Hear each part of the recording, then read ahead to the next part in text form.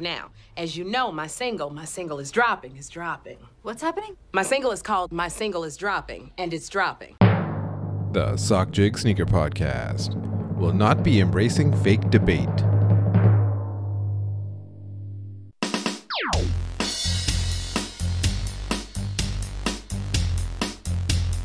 Welcome to episode 69, nice, of the Sock Jig Sneaker Podcast. I'm your host, Sock Jig. You can follow me on Twitter at Sock Jig and on Instagram as well. Back with a new podcast, and I'm also back with socks. Up front, I wanted to say my new socks are finally available. These are the Game is the Game socks in black with yellow text, I guess Lightning or Steelers colorway. And these are the Game is the Game socks where the upper is ribbed, like the newer styles that I've been doing. So if you want the socks, they're available right now on shop.sockjig.com. There's no password or anything, but I always announce the socks here on the podcast first, just so you guys have first access, and then I'll post it later on Twitter. So I haven't done socks in a while. I just wanted kind of a break. I was going to go on vacation as well too. So if you want to support me, if you want to support this show and this podcast, please consider buying a pair of socks. Like I've talked about, I don't do Patreon or anything else. The socks are basically the only way I ask for support. The site again is shop.sockjig.com. In other news, I wanted to talk about how I was quoted in MLB.com in an article about Shohei Ohtani. Shout out to my buddy Brian Horowitz, who's the writer for MLB, and he was writing an article about Shohei Ohtani's first New Balance signature, and he was asking me about how he fits in with New Balance, and also like if he can potentially be a breakout star for New Balance. So the quote in the piece is, of course, that I think that he can be a huge star for them because he has unique talents like both hitting and pitching. And some stuff that didn't make it in the article, I added on that just like Anthony Edwards at Adidas, like you can kind of take advantage of someone who's got unique talents. And also said that basically Shohei Ohtani's got to want it himself. And sometimes in Japanese culture, it's not about standing out and showing out. It's just about performance and being a peak athlete that way. And if he wants to be a breakout star, he's got to want to be a little bit flashy. And I'm not sure he wants it, but we'll see. He's still a huge star either way. But that also kind of leads into the main theme of this episode, in that if you want to be a flashy and known person, you got to put it out there, you got to want it, and you got to do some brand theater. And that is about sneaker releases, and we'll get to that a little bit later. But for this article, I'll have the link in the description. Please click it, please read it, support these sites wanting to talk to people like me. And once again, thanks to my buddy Brian Horowitz, also known as Sports Angle on Twitter, for including me in the article.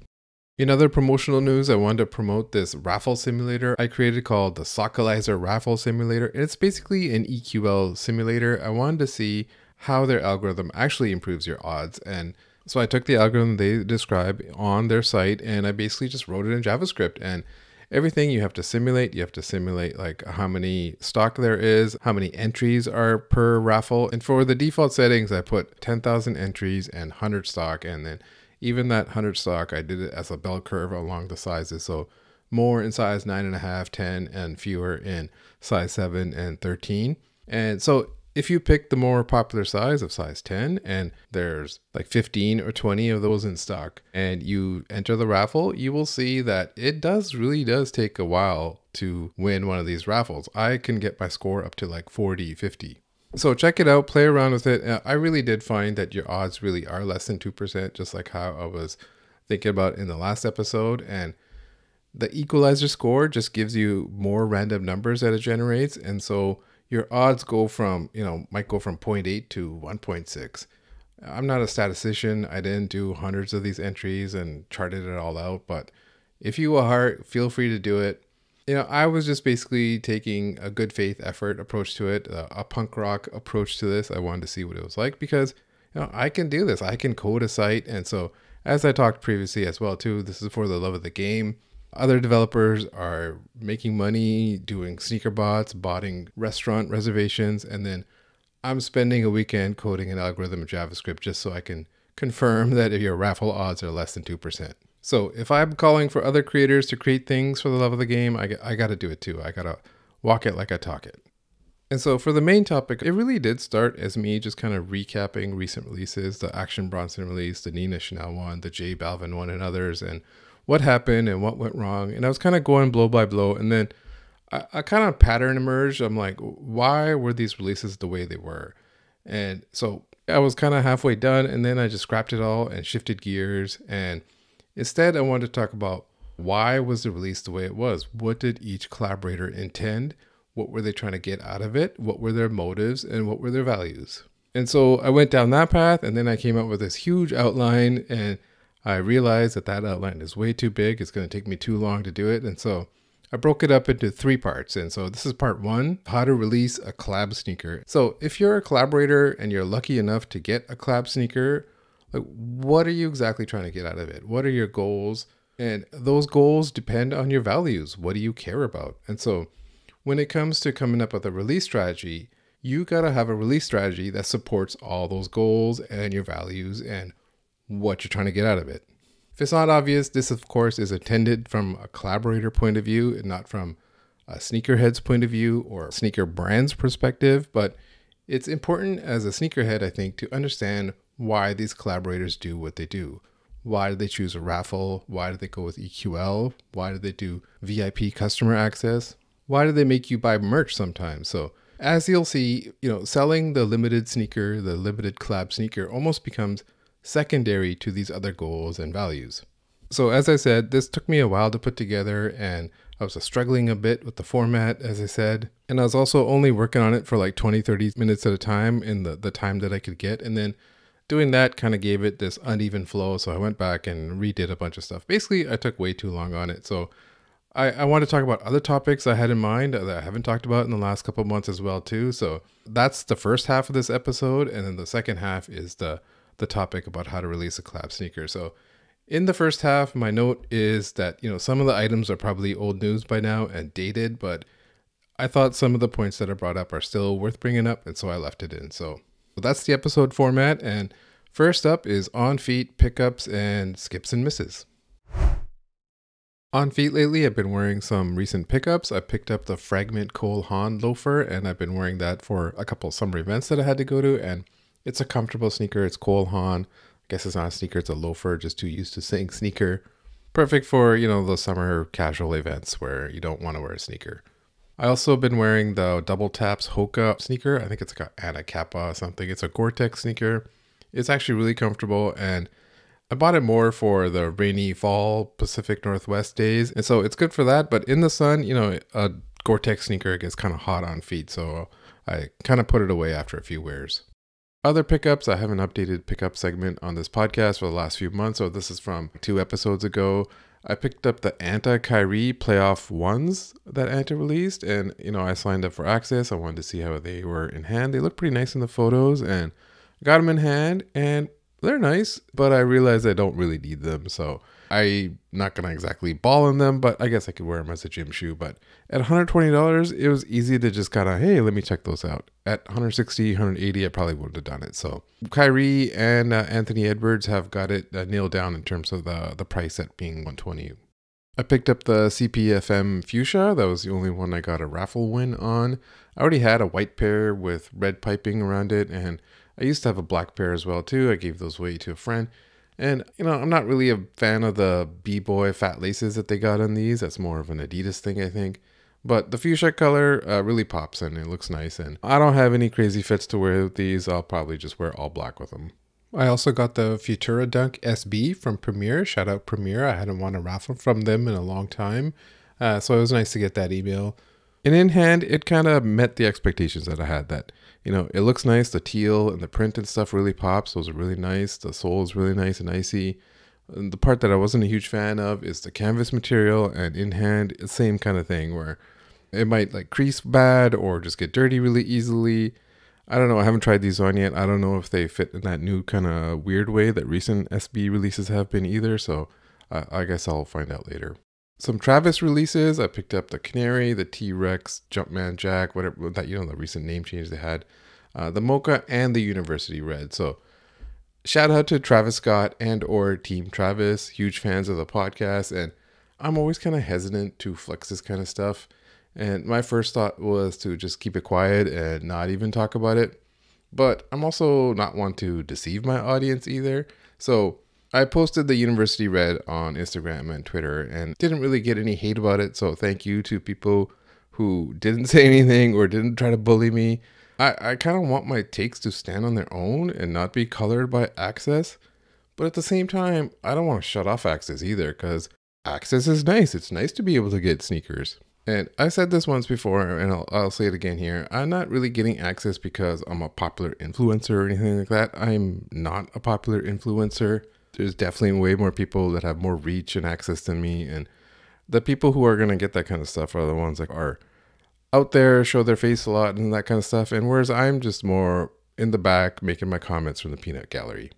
And at the same time, you know, this is because I have friends, and all of this is 100% because I have in real life friends. And, you know, those friends may or may not be Travis Scott himself. But one thing is for sure, that those friends are fans of the podcast and fans of me. So thank you.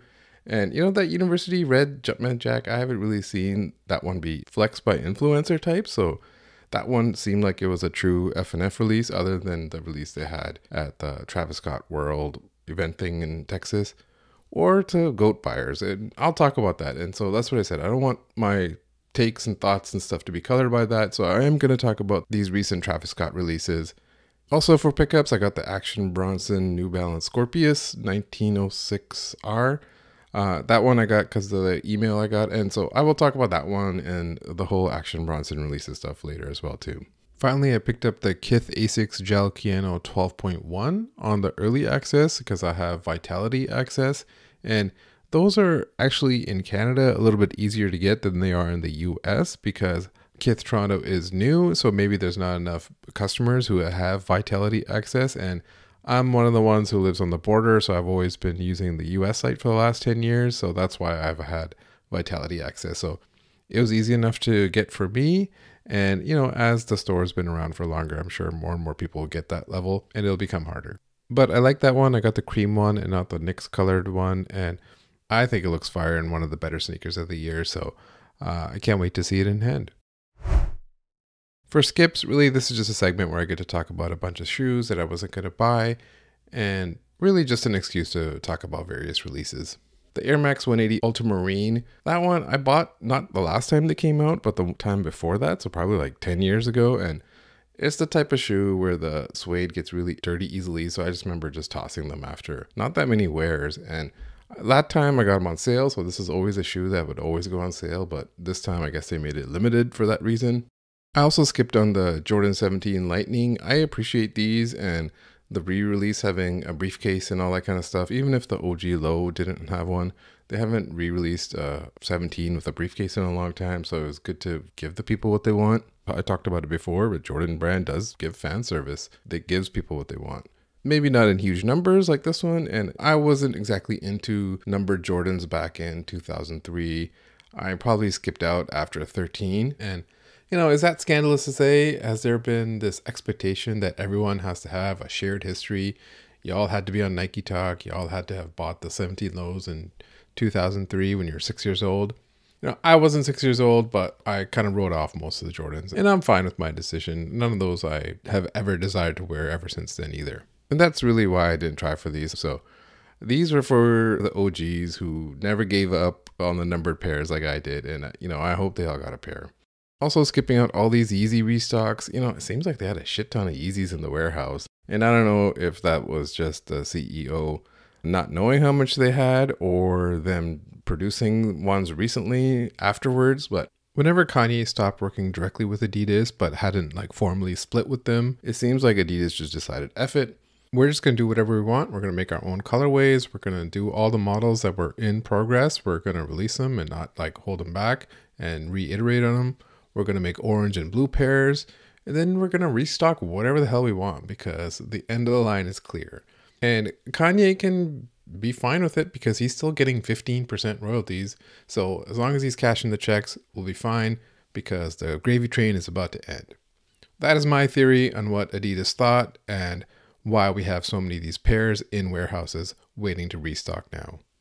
Also not for me, the ALD New Balance 1000, the 3 shoes that they released. I'm still not sold on the model. I'm not writing it off either, just because like I wasn't sold on the 1906R either at first, but you're allowed to change your mind. So like I said, everyone is probably going to take a shot at this 1000 and probably Kith is next. I also skipped down the Kobe Girl Dad sneaker. Like I mentioned earlier, I appreciate the shoe. The shoe is nice, but I'm not going to ball on them. I'm too afraid to tear my ACL. So leave it for the people who want them, the girl dads, the Kobe fans, whoever. And I haven't done Sneaker Guy of the Week for a while, but if this podcast was more timely, the guy who says that only girl dads should be able to get the girl dad Kobe's would have definitely been the Sneaker Guy of the Week. Also recently on sneakers, Artifact decided to drop 1,000 pairs of their Dunk Genesis shoes.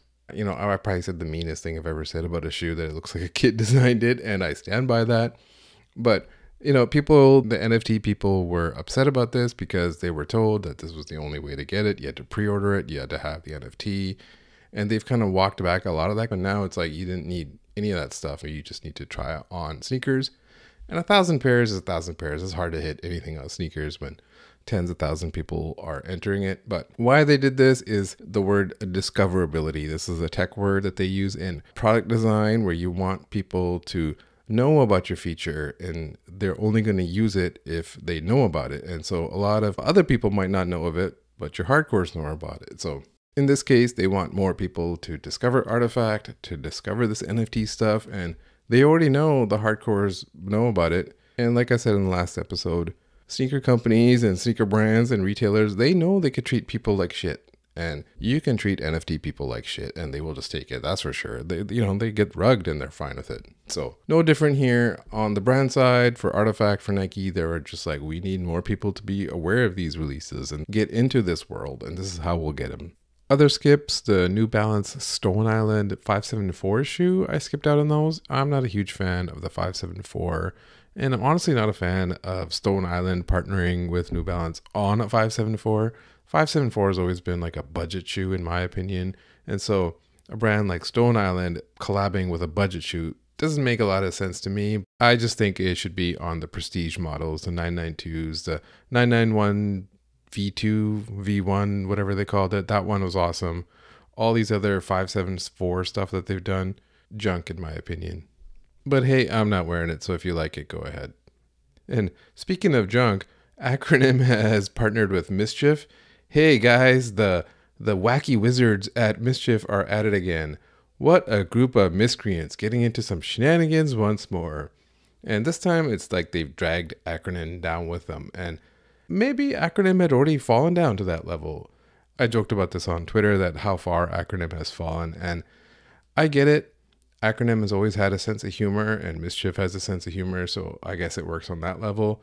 But to collab with some joke brand, you're supposed to be collabing with Nike, and just like Stone Island, like I meant, you're supposed to be working with prestige brands. But hey, I get it. In this economy, it could be a cash grab. They offered a lot of money. You know, if someone offered me a Canyon Arrow SUV, I wouldn't say no to it either. So I just think it's weird. You know, a prestige brand that's always had prestige pricing is now working with a joke brand.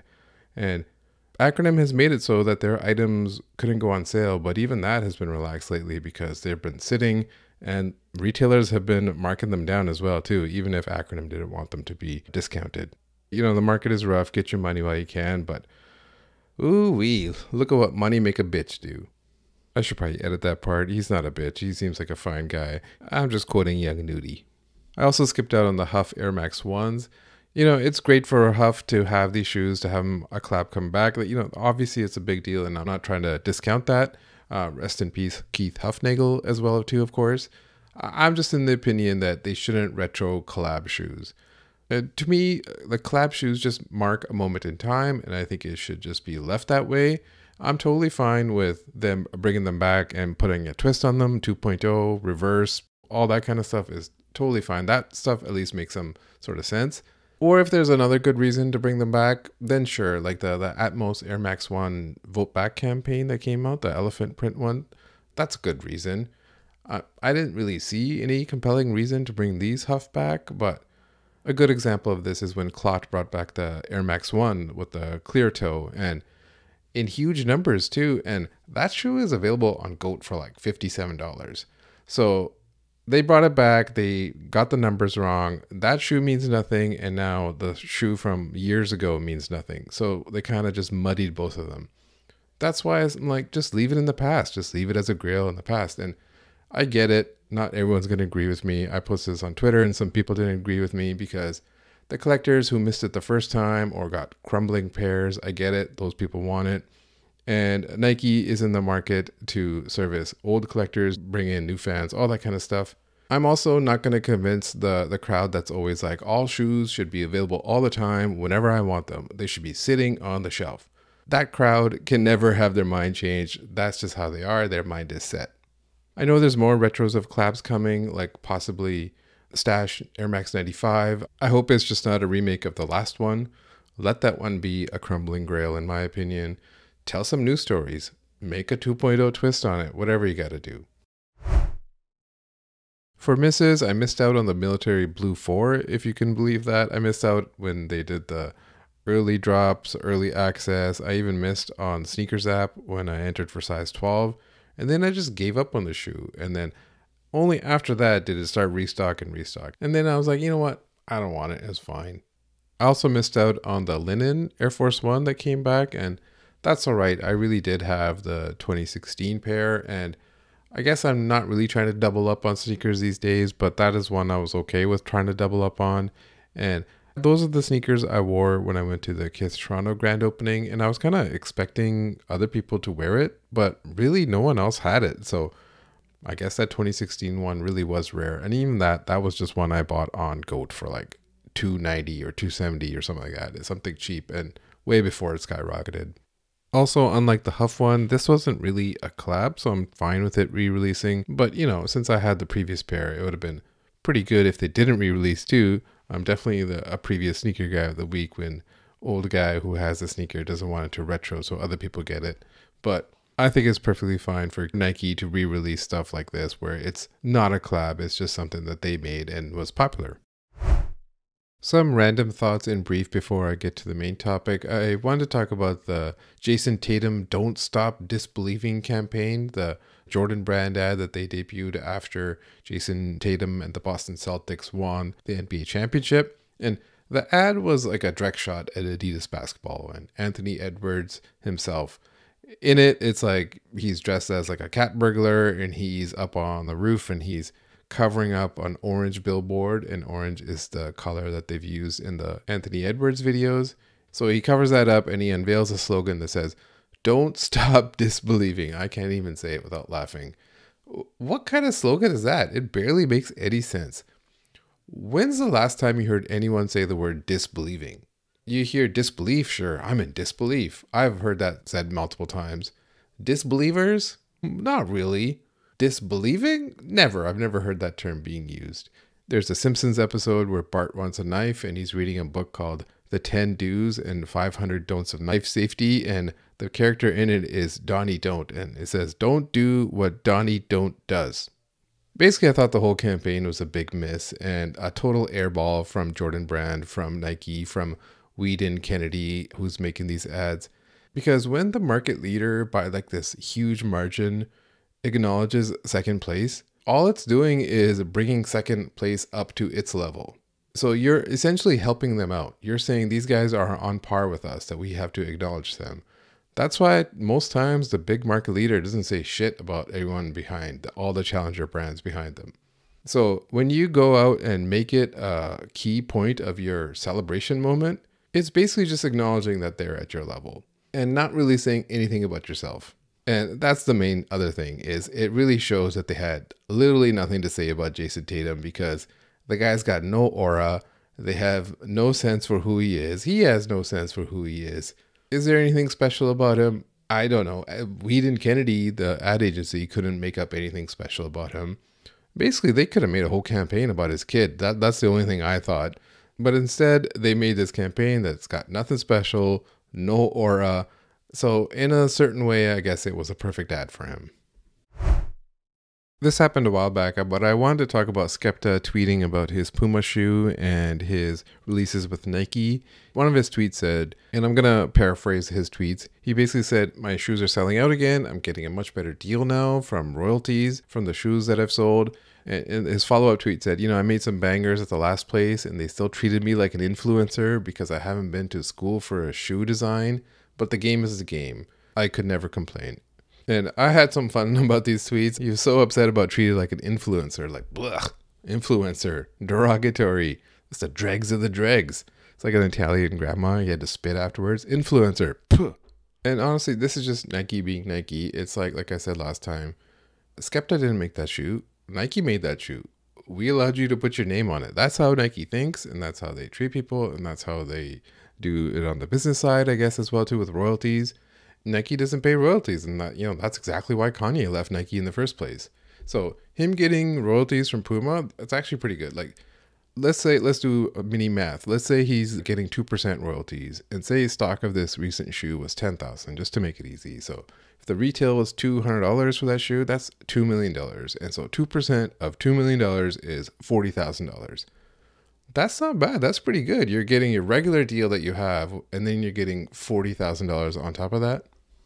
I don't know if it's on the retail price or the stock is 10,000. Let's say stock is 5,000 and you're getting on the wholesale price of $100. That's still 10K. It was more than what you had before. Nike would give you zero on top of your regular deal. And he had 5 or 6 shoes with Nike. So, he had the 97 Ultra, the big window 97 as well too, a deluxe and something else.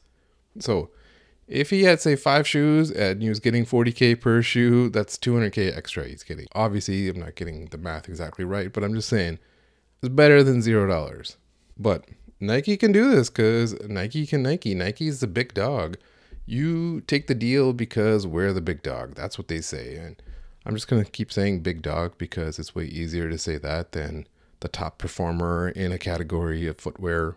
And so, the big dogs want to work with other big dogs. Like I said, Nike want to work with Apple on an Air Max shoe. In this case, you want to work with the big dog in the UK drill scene, trap scene, grime scene.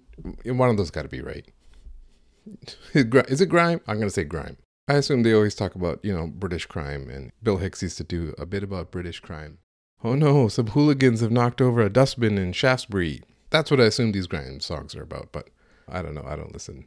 Anyways, like I was saying, if you're the big dog, you only want to work with other big dogs. That's big dog shit. So here's the terms, yes or no.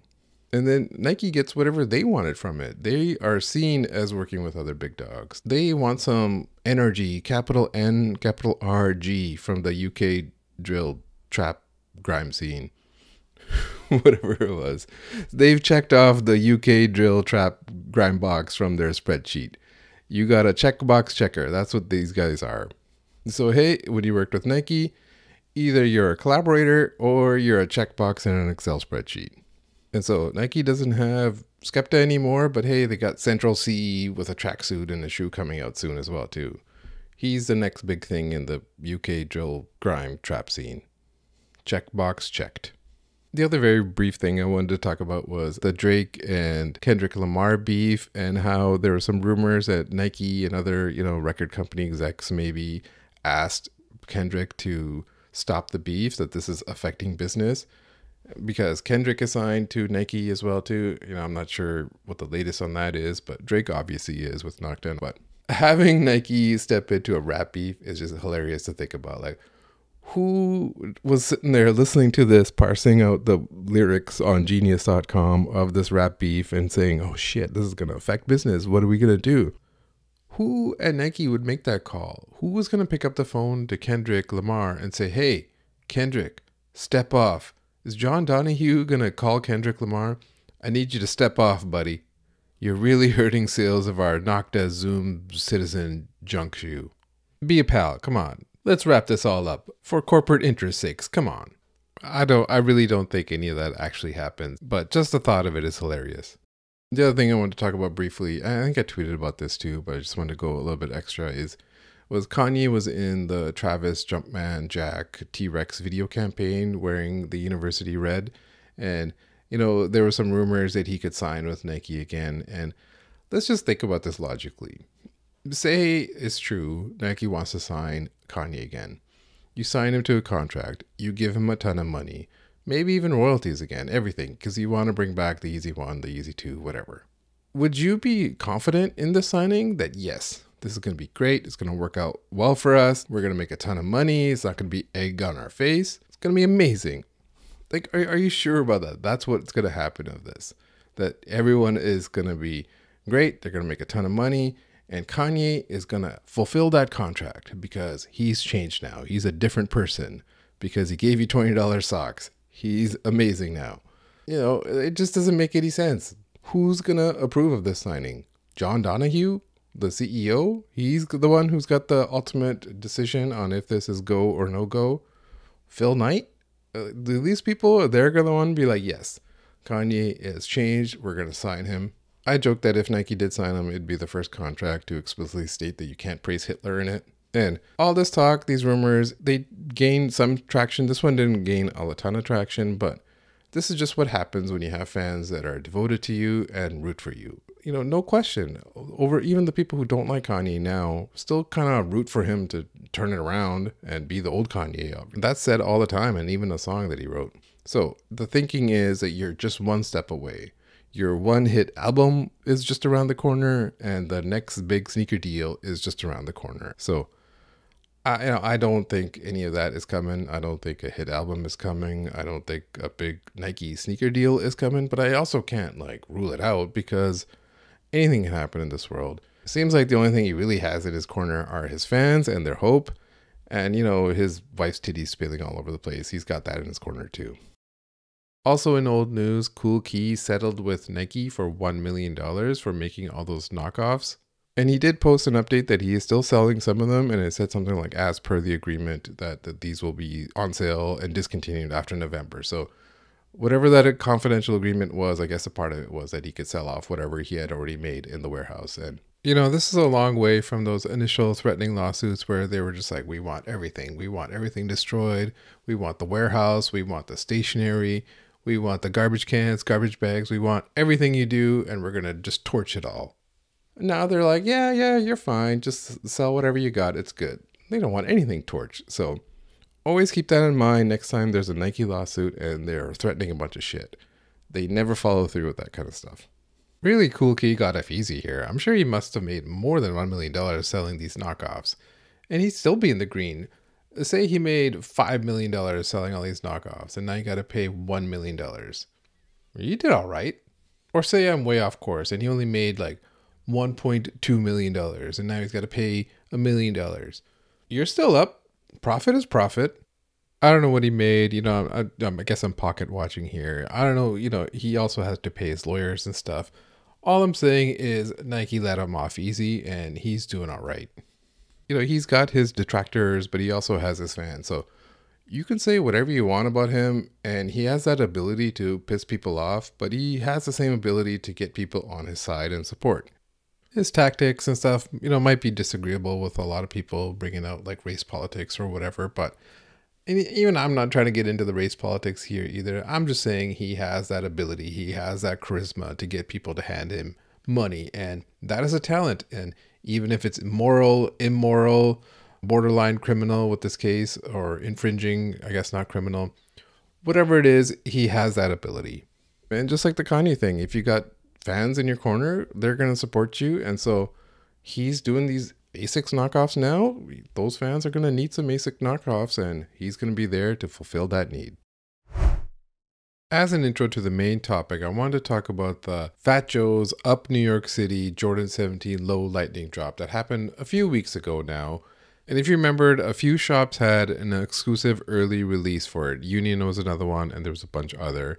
And then as you saw from that release, that early release, there was a video posted where people were pushing in line, and some people swarmed to the front when the store opened.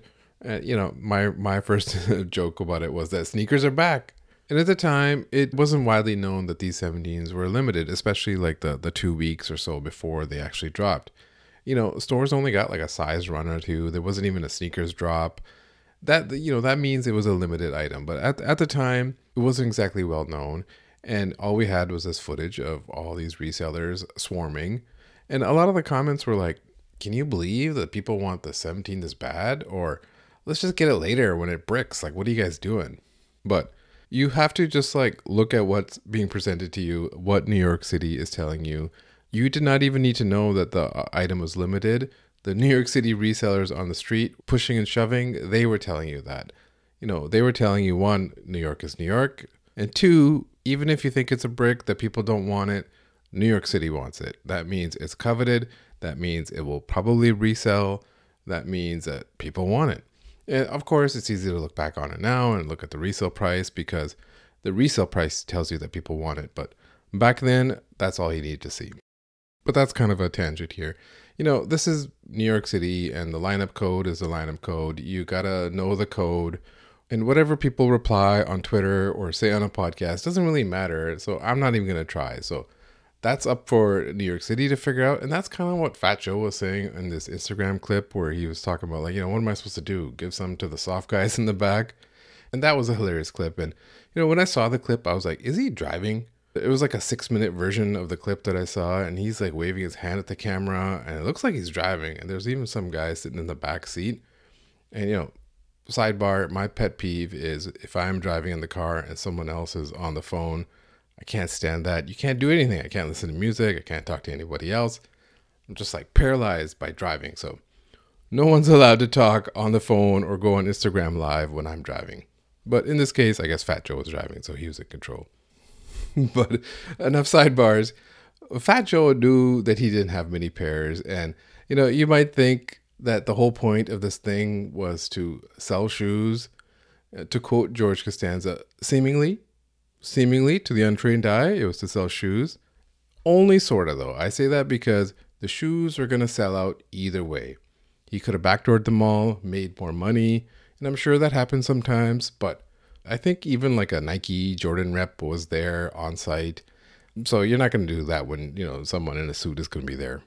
I heard they even did like a special photo shoot, photo portrait booth thing for people who got pairs, you know, a bunch of loop stars holding their briefcase, getting their portrait taken, a little twinkle in their eye. All the soft guys in the back just like looking through the window glass like that could have been me. But I say that this wasn't about selling sneakers because the whole point of this kind of drop was to get something of value out of it for your store. That's something that money can't exactly buy. It's you telling the people of New York City that you stand out because you get exclusive events with Jordan Brand. You're special. You have a photo booth with the loop stars. The entire point was to tell New York City that your store is different. You're not like other girls. And that's kind of the main topic of this episode, is that the shoes are sometimes just a vehicle and not the main thing. Then it's a matter of what is your main thing? How do you support your main thing? You know, I'm not a marketer, so I'm not going to talk in super marketing terms. You know, so more plainly, like, what value are you getting out of this release other than just the money from the sneakers? It's about what New York thinks about you, what customers think and feel about your brand. And as I said in my retail episode, that if you want a customer to think or feel, you got to give them an experience. You got to give them visuals. You got to put on a show. You got to participate in some brand theater. And if you do that well, you get the exposure you want. You gain a new audience. You satisfy your existing audience. You build trust with the community, with new and existing customers. You build brand value and brand equity. There I go with marketing terms, brand value and brand equity. And you might be thinking, duh, it's all marketing. We already know this, sock man. What are you talking about? I mean, you're not entirely wrong, but the term marketing can be perceived as just, you know, let's do a sneaker commercial or getting Arab Lincoln to twirl the laces on a photo of your collab or something like that. Marketing is often the third step. And so that's what I was going to talk about, is what's step 1, what's step 2, and what's step 3. So as I said in the intro, I was kind of struggling to put this episode together because at first I was just going to talk about the releases and what went wrong with each release and what exactly happened. But then I kind of stopped and I didn't want to do like a minute by minute recap of every single release. Instead, I saw a pattern emerge, and then I was kind of struggling on how to put that pattern together into some cohesive thoughts. And then I saw a book on my bookshelf, and the book is called Start With Why by Simon Sinek. And so that is what uncovered the rest of the episode, the format, and kind of the reasons and intentions behind a lot of these releases and why collaborators release the way they do. What are they trying to get out of these releases? And is it about the shoe, or is it about more than just a shoe? I'm not going to recap the whole book or anything, but the core concept of the book is that you have to start with why. Like, what is your purpose? Why are you releasing sneakers? Why are you releasing this shoe? Why did you get a collab? And then you move on to the how. How are you going to release? And the how has to support the why. And then finally is the what. The what is the results of the actions. The what is your marketing campaign and everything you produced to support the why. So that's the core tenet of the book, that it has to be in that order, that if you start with the third step, if you start with a cool campaign idea, a cool video or something, that you're then doing it backwards, that you have to make things that support a central reason in the first place. So if we just examine recent releases and the type of sneaker releases there are, the types of collaborators there are, you'll see what each one's motives are and what they're trying to do. Are they trying to make money selling merch? Are they trying to push forward their artwork? Do they care or do they not care? Is there brand theatrics going on? I talked about this in my future retail pod, that brands need to do some brand theater, need to go out there and tell their story and put on a show and a play. And brand theatrics would be part of the how in this case. And it lets you tell a story about your why, about your purpose, about why you have this sneaker. But in certain ways, it also lets you disguise a bunch of stuff, that maybe the stock is low. Or it lets you show that I really care about fairness, when in reality, maybe you care way more about merch sales. So for most of the episode, we're going to be in the mind of a sneaker collaborator planning a release. So there's multiple types of collaborators. There's retailers like Union, James Whitner Group, and all that kind of stuff. Clothing brands, CPFM, Cortez as recent ones. These entertainers, Travis Scott, Action Bronson, JBalvin. And artists like Nina Chanel, Futura, Cause. So these are the main kind of 4 categories that I've broken this down into and I'll be looking into. So if you start with why, like what is your why? Why are you getting a collab sneaker? What is the purpose of the collab sneaker? That is your why. That is your primary purpose. And here's where you'll start to see forks, where if you're a store or even a clothing brand, your primary purpose is your store and to sell stuff that you have. But if you're in music or art, then it's often to support the music and art, and the clothing store stuff is all secondary. The exception is that if your goal is to be someone in sneakers, for example, Joe Fresh Goods or J-Tips, and probably the best example is Ronnie Feig. He was like this pre-2014 before he started Kith, and then he went to a store. So those are people who are trying to do more and try to be in the sneaker community, in the sneaker space continuously. But just like Ronnie and just like Joe Fresh Goods and even J-Tips, it's more than just collab sneakers. It's clothing, hats, or clothing lines and everything. So for almost all collaboration sneaker releases, if you're a collaborator and you get a collab sneaker, you need to do the brand theater and tell the world that you got this collab sneaker and tell the people who you are. Look at Crenshaw Skate Club or these Kids of Immigrants Nike collabs recently. There are a ton of people who have never heard of them before, so they got to go out there, tell their story, tell their purpose.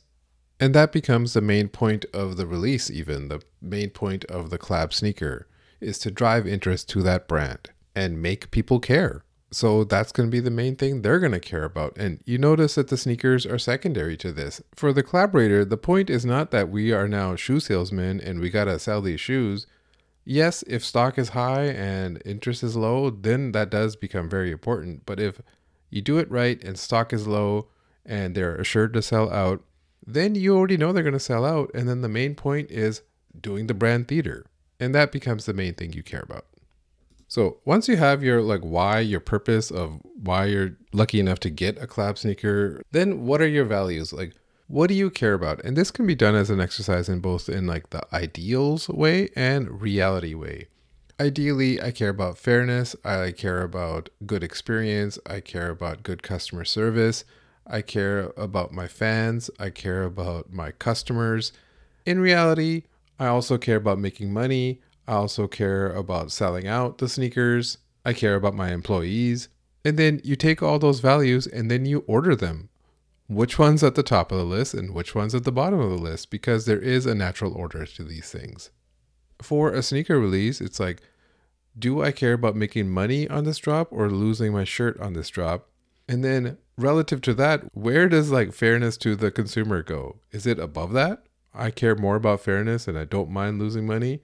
Or is it going to be below that? If you're a store, you care about your employees, you care about making money, you care about paying the rent. If you're a musician, you probably care about the same kind of things, but you also care about your tour. You also care about your album sales and chart position. So once you have a set of values, then you have to come up with the metrics to actually measure these values. You can measure all that stuff I just talked about. There's different metrics for each type of collaborator. The marketing term is KPIs, key performance indicators, social media followers, mailing lists, all that kind of stuff is just a metric. If you have a collab sneaker, you make a spreadsheet and start measuring that shit before the drop and then measure it afterwards. And that's what you're doing. That's what an example of measuring your values. Because as I said, the shoes will most likely sell out. So growing these other metrics becomes almost the main thing, the point of the drop. The sneakers are a vehicle for getting these numbers up in your little spreadsheet. So for the types of collaborators that I mentioned, that you can see that they're all going to have that. They're all going to have the same kind of brand theater. The differences are based on what they care about and what their metrics are to measure those values that they care about. Obviously sales, obviously making money, online followers, mailing list numbers, all those stuff for across the board. Those are going to be important metrics. Retail stores might want to measure the people in the door, the number of people that come to the event that they put on. For entertainers or musicians and artists, they are often just mini brands themselves, but these types of sneaker releases could be there to support their main thing, which is music or touring or art shows, whatever it is. And that's where, merch sales, that's the difference between a fan and a customer. One is one who spent money with you and whose data you have. You can't exactly give invoices to the top 1% listeners on Spotify. They're not a customer in your e-com system. And then you had this recent Futura Dunk release where he just kind of had the sneaker release on EQL, and that was kind of it. He didn't have any extra merch and all the other extra bells and whistles that others do. And then he had this post on Instagram where he's talking about the sneaker of the year talk. And it's a longish post. I won't recap it all. And he was kind of talking about how it's unfortunate that everything is a competition, that he doesn't really see himself as in competition with everyone. Everyone's great and all that kind of stuff. But there's a key line in there which kind of supports my podcast here. He was saying, "I don't create for honors or awards or wins. I wish to find exposure and a new audience." And that's it right there. He's telling you exactly what he wanted from this sneaker release.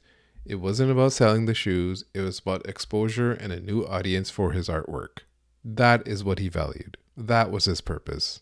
And that's why I say most of them, they all kind of want the same things. They just have things in a different order. They want a new audience. They want brand loyalty. They want customer engagement. They want to support their main thing. And of course, they want to make money. So let's go back to our ideal set of values that I said earlier. You can rank these values. I had said customers, fans, fairness, awareness. That's not supposed to rhyme, but I guess it does. Making money, saving money. And so in an ideal world, you care about your fans a lot. It's way more important than making money. But in the real world, making money is at the top of the list, or saving money is at the top of the list. So that informs if you're going to cheap out on a release or if you're going to go all out on a release. So we started with the why and we got what our purpose is. We got what our purpose is for this sneaker release. And now we're going to look at how you're going to release it to support that why. What is your release strategy going to be? And how's it going to support your why? And how's it going to support your values? How's it going to get those metrics up? So I mentioned before that you can have these ideal aspirational values, but you also have to deal with the real world. And in the real world, there are costs. And there's also stock numbers. And your stock numbers and costs kind of go hand in hand because how many sneakers you get depends on how many you can actually afford. If the stock is low or if the stock is high. It's not exactly going to be decided by you. It's decided often by the brand, but it also is kind of decided by you because it depends on how big time you are. If you're a small shop, you're not getting 50,000 pairs. You got to prove yourself to get to the point to get 50,000 pairs. You also have to be able to afford the wholesale price that you're going to be getting them at. And when Joe Fresh Goods was on the podcast, we talked about this and how a collaborator can be a partner and they can be almost like a wholesaler. They can get things at a wholesale price and then sell them and make money off it. Or they can just be given a design fee and nothing else. And they have nothing else to do with the releases and they get their money kind of upfront and it's kind of more guaranteed, but there's more upside in the wholesale price. So listen to that interview where he describes it in much more detail. And I'll actually talk about this a lot more in part 2 in the next episode. And then the other limiter is really the fact that are you going to be working with this brand more than one time or more than once or twice? Are you getting more than one collab? Is this a one-time shot? And A lot of how you release kind of depends on this key factor. So there's very few collaborators that are ever guaranteed more than 1 or 2 at a time, depend, how contracts are structured. No one's going to sign someone to a long-term deal unless they're proven to be someone like a Travis Scott or Ronnie Feig or whoever. And Ronnie's free to sign with whoever. He's very unique in who he is. Everyone's trying to get at Ronnie's level. And you just can't hire permanent employees and have a full-time team if you're just one and done. So that's why I say it depends on kind of how many you're going to get. But back to costs, and assembling a team is going to cost you money. And, it could be a temporary team where you're just hiring consultants, or it could be, like I said, a full-time team that you're hiring to have employees. Like Joe Freshgoods talks about this in our interview as well, too, of the fact that he's got full-time people and he's got to have work for them and releases and schedules. It becomes its own kind of thing, a vehicle to support the people that you have around you. So the key there is, do you have the right people? Are they involved in sneaker culture? Are they aware of sneakers and how drops go? Or are they just like outside e-com consultants?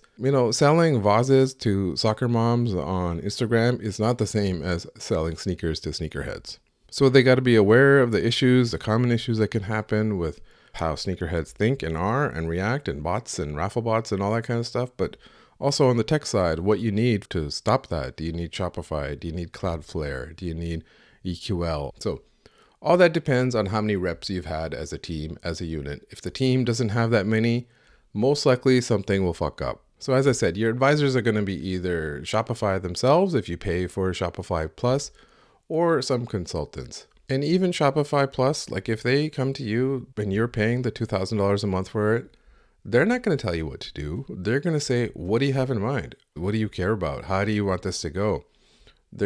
Might even suggest a raffle as the best approach if the stock is really low.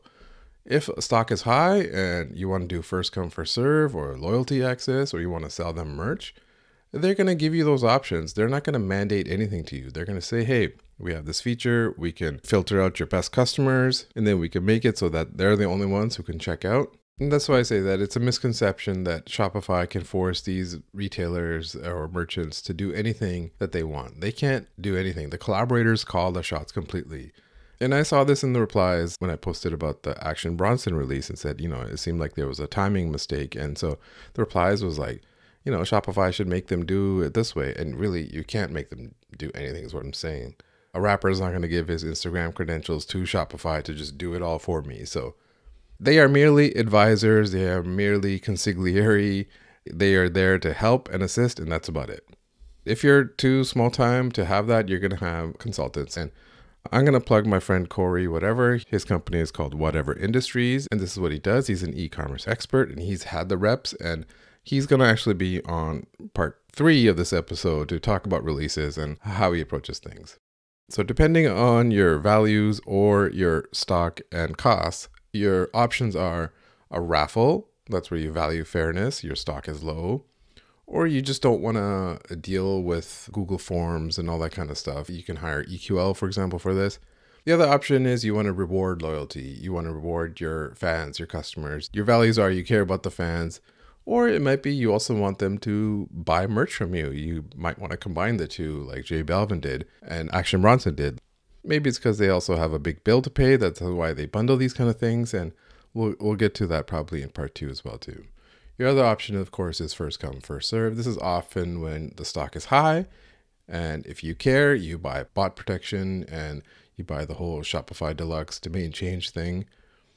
Or you don't care and you just drop it and then you got no bot protection at all. You're saving a lot of money because it's just there. You can have it on the basic $29 a month plan and just do it. And if you do that, it's not like Shopify can tell you, don't do that. You're the one in control. So the only people who are going to care are your customers and us on Twitter and Instagram, I guess.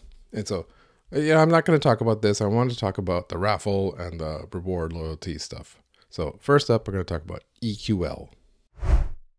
Okay, so a collaborator has decided to go with a raffle. And as I said, the options are you can either roll your own and deal with all the headaches of filtering and bot entries and the site not being able to accept entries and having Cloudflare and all that kind of stuff. Or you could work with Shopify Plus and you can ask them to help you out with that kind of stuff, especially there where filtering the bot entries might be a little bit easier if you're just dealing with people who have purchase history. but I'll talk about that in the next segment. Otherwise, there's EQL raffles, which is apparently pronounced equal, but I just always say EQL, and I'm just going to continue to say EQL, just like I'm going to call Twitter.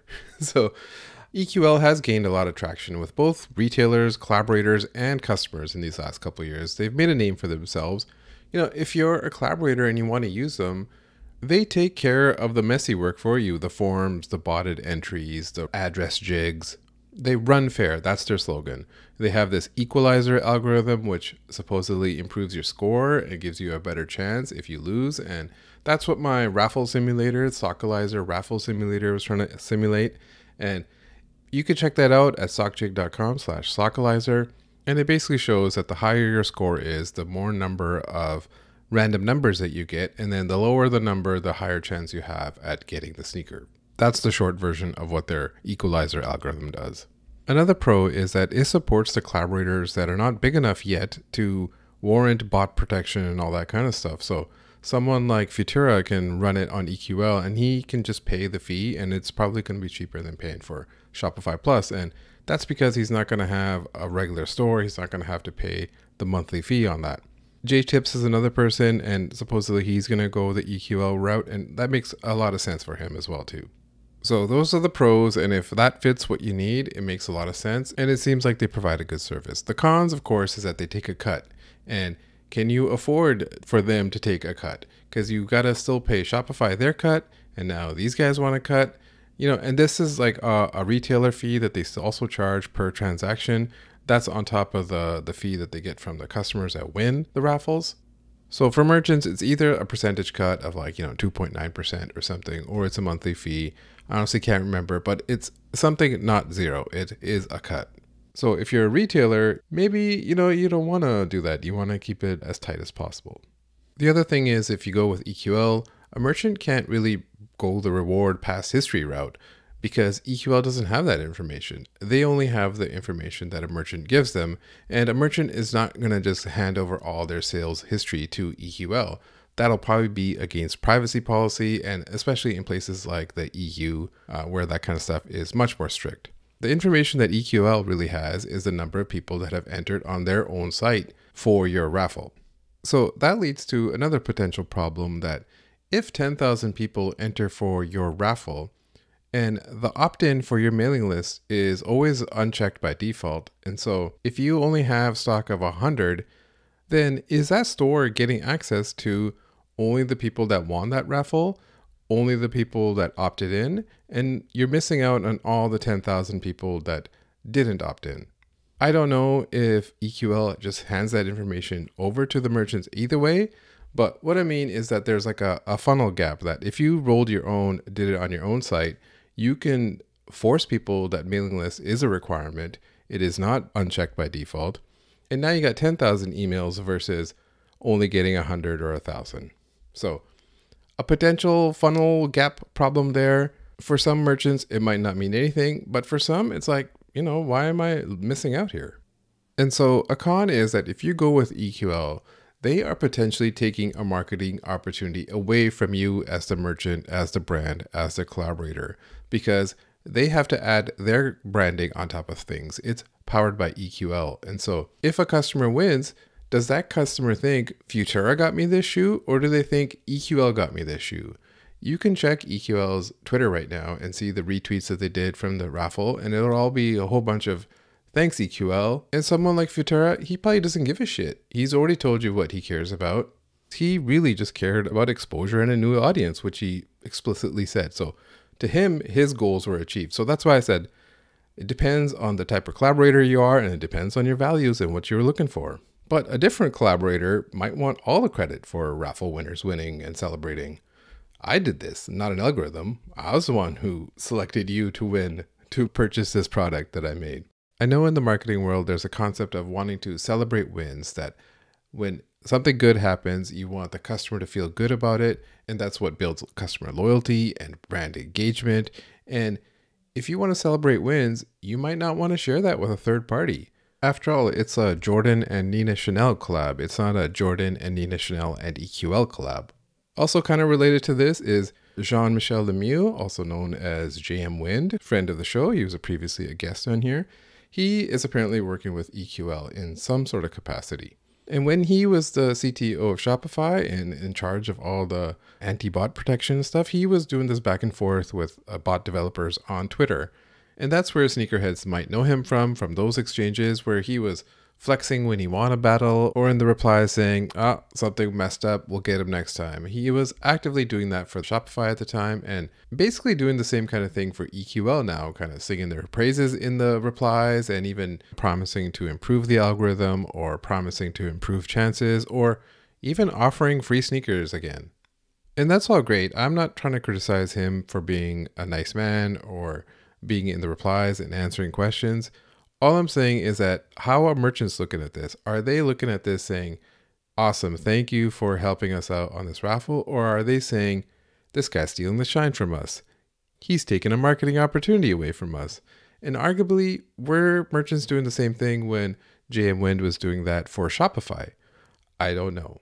All I'm really trying to get at is when sneakerheads say they should just use EQL, they should just use EQL. There might be reasons why merchants don't want to use EQL. And personally, for me, I do not want to see everything go 100% raffle. I still like being able to try for things. Of course, some things with crazy low stock should be a raffle, and some things with crazy high stock should be first come, first serve. And depending on the look of the shoe and demand of the shoe, all these things might change. So I just think there should be a balance of all those things and not just 100% raffle. That's just how the game has always been. But if it all just goes 100% raffle, it just takes fun out of it for me personally. It's like, that's where there was some thrill in it. There was some fun in it. There's some skill in it. You could do a sock jig and improve your chances.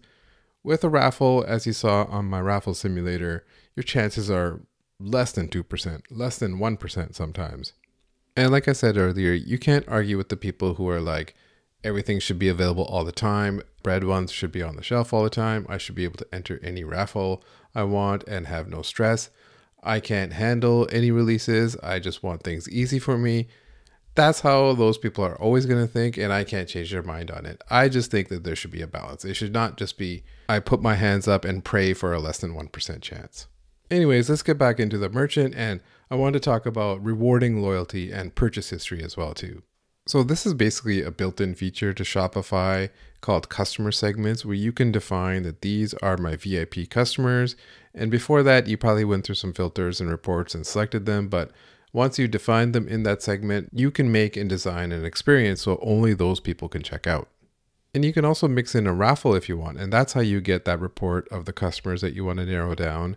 Or you could just pick by purchase history or something. It's like, that's what Action Bronson did. And it seems like that's what CPFM does with their raffles as well too. So anyone with purchase history is just a natural filter. You already have this information. These are already your biggest customers, your best customers. So both JBalvin and Action Bronson were forcing customers to actually buy something. JBalvin had it so you had to buy $100 worth of stuff early, and then you get created into that VIP list. And Action Bronson, I guess, just selected random people who had purchase history with him because he sells merch and t-shirts and stuff for quite a while now. Kith, of course, does this a little bit different because they have loyalty tiers and give you access based on your loyalty tiers. You know, there's a lot of pros for it, but the cons, of course, is it's not exactly fair. You don't give everyone an equal opportunity chance. It doesn't exactly reward a new audience. So that's why I say, if you care about fairness, if you care about gaining new fans and new customers and new loyal stuff, then you don't want to do this. But if you care about making money and bundling a bunch of sweatshirts in the summer along with it, this is probably your best option. And it doesn't exactly reward a new audience. You know, Sneakers app knows this. They know that you need to reward new audience, and that's why they give you a whole bunch of wins early with the new accounts, allegedly. So if you're a merchant, you can do all this without having to use EQL at all because they can't do this. They can't look at past purchase history. Only you have that information. And so you have the control, you have the ability to reward your customers and make them happy and have those celebration moments where they get to spend money with you. They're happy they spent money with you. You get rewarded for it. You get the credit for it. And it's not credited to a third party. So that's basically the how of releases, how they're designed, how you want it to go, which path do you want to go with, a raffle or loyalty or first come, first serve. The main goal really was to kind of show you why a merchant would want to go one way and not the other. So for a sneaker release, once you know your why and once you know your how, then it's the what. The what is the marketing of the process, the marketing of the release, the materials you make, and that stuff I'm not really going to get into. What I'm going to get into is it's also the results of the actions. Did you get it right? Did the release go well? Did it sell out? Were customers happy? Did all your KPIs go up? Do you have the money in your bank account? Can you now go pay your bills? Or was there some sort of colossal fuck up and the release didn't go well? Customers are not happy. It's still sold out.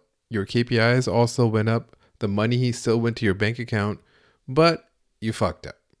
And now you got to apologize and kind of deal with the consequences and communicate with your audience if you want to. Hey, we'll get them next time. But if you look at what I just said, it wasn't all bad. I mean, there are some positives in there. It sold out. The money's in your bank account. Your KPIs went up. And then based on your value system, that might be the three most important things that there was for you. You made your money. You got to pay your bills. Your KPIs went up. Customers are not happy, but they'll get over it. Sneakerheads always get over it. I mean, it's not like we went full trophy room level here. You just can't go full trophy room. That's the only rule there really is. I know ideally that if there's a fuck up, you want to refund money. You want to do it all over again. You want to make people happy. But once the money hits the bank account, it's hard to take that money out and just return it. It's like that one little baby gif where he's counting his money. He's sitting there like 1, 2, 3, 4, 5. And that's what these collaborators are like. They got a huge bill to pay. They finally got the cash in their bank account. And now it's like, oh, what's that? I got to return this money? I'm still counting over here. You want me to just give it back to people? Yeah, I don't think I'll be doing that. You know, if we look at this as a post-mortem kind of after release review, retrospective is what they call it. They don't call it post-mortem anymore, at least in tech anyways. It's like what went well, what didn't go well, what could we improve next time? What didn't go well, you know, I just talked about all that, all the stuff that went wrong. You can review one by one if it was technical, if it was just someone on the team made a mistake, human error. You forgot to enable shipping rates, you forgot to disable the Instagram store like Bodhi.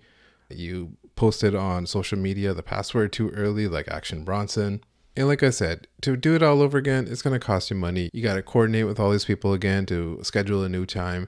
No one really does it because they don't want to do it and the money's already in their bank account. And then if you Mr. Brightside it in terms of what went well, it's like, hey, we got some reps in. We fucked up, but we at least know what not to do next time.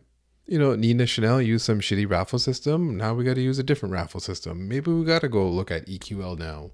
Things to improve next time. Did you have the right team? Did you have the right vendors, the right third party, the right consultants? Did you even consult with them? And like I said, you could spend more money. You could pay for HCAPTCHA or Shopify Plus or Cloudflare, all that kind of stuff. You can also improve your communication strategy. Like, we got to say a sorry to people. You know, Action Bronson's a rapper, so he's not going to say sorry. So he's just going to post it in his own words that, you know, we were using advanced technology. I saw some people, you know, get upset with him for saying use advanced technology. That's just how he is. He's just talking in his Action Bronson ways. If you've ever seen that Accidental Bronson Twitter account, he's always saying that kind of weird shit in his song. So he could have said we were using scanners and shit in the thing, and it would have made complete sense in Action Bronson speak. Even in apologies and in fuck-ups, you can do some brand theater and get the audience right back again. Action Bronson just did this, where if he messed up on the first one by posting the password too early, and then on the second one, he made people buy a sweatshirt and only some people got access to that one. Well, for the third one, it had way more stock, and then you can just go to EQL. You can shift strategies and you are guaranteed another release. You can brand theater it up and get the audience right back on your side. And that's what Action Bronson did, especially when knowing that that one has much more stock and there'll be much more winners. They're back on your side. You got them back. Finally, the thing that every collaborator eventually learns is that you can treat sneakerheads like shit. This has almost become my catchphrase lately, but you can treat them like shit. They're not going to abandon Nike. They're not going to abandon Jordan brand. They might be mad at you for a little bit, but the replies and all that kind of stuff will die down. And if you're lucky enough to get another collab, they'll be right back because they don't exactly vote with their wallet. They're not going to just stop fucking with Nike or Jordan brand. But for other brands like New Balance or Asics, they don't have this advantage. So those collaborators that are working with New Balance or Asics, they got to be a little bit more careful. And they know that their stock is always going to be a little bit lower. Which is why all those marketing opportunities, taking advantage of all those marketing opportunities and growing your brand is extra important, because then the next time you can fuck up and sneakerheads will still love you. So you can take what I said here and apply it to all these recent releases. For the JBalvin release, his was pretty complicated. He had an access code, a discount code that dropped the price from $25,000 down to whatever. Some botters checked out and they were refunded. And there was a requirement to spend $100. And, you know, people were calling it a disaster and all that kind of stuff. If you ask JBalvin team, they probably said it was a success. They probably sold a lot of stuff that they weren't exactly selling before. Some people were upset about it. But for them, their values seem to be to sell merch, to support Latinx community, because most of those emails were in Spanish. For Travis Scott, you can, as I said, judge me based on the take alone, let the take stand. You know, there's a raffle and a lot of people don't hit. A lot of people hit the smaller sizes or the toddler sizes, and the bigger sizes are often not hit and allegedly backdoored to either known resellers or sold on GOAT, allegedly. I'm actually going to talk about, you know, if it's worth it to backdoor or not in the next episode. But for this, for Travis Scott, you can obviously see that making money is going to be top of the priority list for him for all these releases, because there are many releases, and as you see it, there's merch sold on every single release. It's always this made in China or ships in 10 to 12 weeks kind of stuff. That is all on purpose. That is by design. So as I said, making money is high on the values list for Travis Scott. But back to the alleged backdoor stuff, it's like, who can stop this? The feds? You know, it's not illegal. It's, you know, having a third-party logistics company that's a partner move product for you is not exactly illegal. Nike, is Nike going to stop Travis Scott? Is Nike going to discipline Travis Scott? Are they going to cancel issues or reduce stock and, you know, downplay his role? If anything, they're increasing. They're giving him more Travis 1 lows. They're giving him new silhouettes, the Spiridon one, the Jumpman Jack, the T-Rex. If you were to replace Travis Scott with another entertainer at Jordan Brand who'd be at the same level, who would it be?